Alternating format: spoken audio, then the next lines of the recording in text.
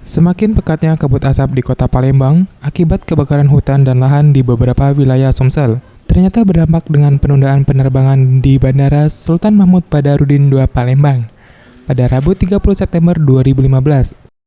Setidaknya ada 10 pesawat yang mengalami penundaan keberangkatan maupun kedatangan. Bahkan ratusan penumpang yang gagal berangkat harus terkatung-katung di Bandara Sultan Mahmud Badarudin II Palembang karena menunggu tanpa kepastian soal jadwal keberangkatan. Salah satunya Yuda, calon penumpang tujuan Medan, yang harus kecewa akibat penundaan keberangkatan karena kabut asap. Menurutnya kabut asap yang melanda wilayah Sumsel sudah sangat parah, ditambah dengan penanganan yang menurutnya belum maksimal. Banget ini kabut asapnya, kayaknya ini delay sampai jam 11-an gitu. Kecewa nggak, Mas? Hal senada juga disampaikan Heri Setiawan, penumpang tujuan Medan.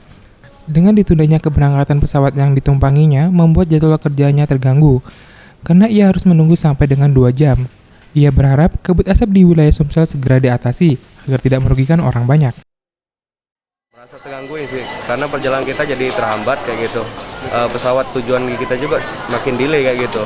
Makin lama kita nunggunya, dan tujuan kita ke Medan jadi tertunda kayak gitu, Mas. Kecewa, Mas? Kalau kecewa sih, merasa kecewa sih kayak gitu. Farel Dwi Satria, Sriwijaya TV.